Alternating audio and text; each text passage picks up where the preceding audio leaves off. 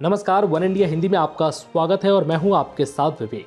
Bharat France के बीच हुए Rafale लड़ाकू विमान सौदे में एक बार फिर भ्रष्टाचार का मामला सामने आया है।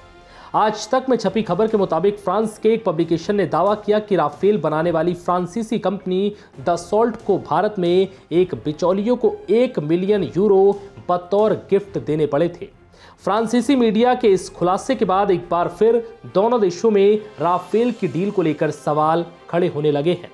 फ्रांस के पब्लिकेशन मीडियापार्ट ने अपनी एक रिपोर्ट में दावा किया कि 2016 में जब भारत फ्रांस के बीच राफेल लड़ाकू विमान को लेकर समझौता हुआ, उसके बाद दसॉल्ट ने भारत में एक बिचौलियों को ये राशि दी थी। साल 2017 में दसॉल्ट ग्रुप के अकाउंट से 5,08,925 यूरो गिफ्ट टू क्लाइंट्स के तौर पर ट्रांसफर हुए थे। इस बात का खुलासा तब हुआ जब फ्रांस की एंटी करप्शन एजेंसी AFA ने दसॉल्ट के खाते को ऑडिट किया।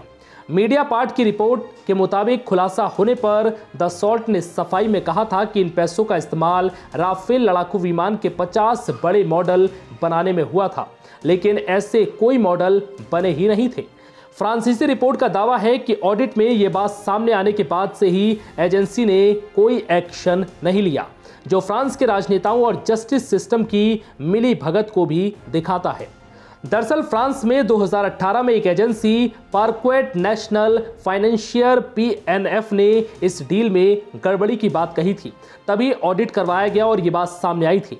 एजेंसी ने अपनी रिपोर्ट में दावा किया कि दसॉल्ट ग्रुप द्वारा गिफ्ट की गई राशि का बचाव किया गया। रिपोर्ट में कहा गया है कि भारतीय कंपनी डेफसिस सॉल्यूशंस ने इनवॉइस में यह दिखाया है कि जो 50 मॉडल तैयार हुए, उसकी आधी राशि उन्होंने दी थी। हर एक मॉडल की कीमत करीब 20,000 यूरो से अधिक थी। हालांकि सभी आरोपों का दसॉल्ट ग्रुप के पास कोई जवाब नहीं था और उसने ऑडिट एजेंसी के जवाब नहीं दिए। साथ ही दसॉल्ट ने यह भी नहीं बताया कि आखिर उसने ये गिफ्ट की राशि किसे और क्यों दी।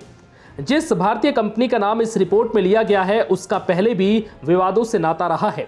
आपको बता दें कि साल 2016 में भारत सरकार ने फ्रांस से 36 लड़ाकू विमान खरीदने की डील की थी।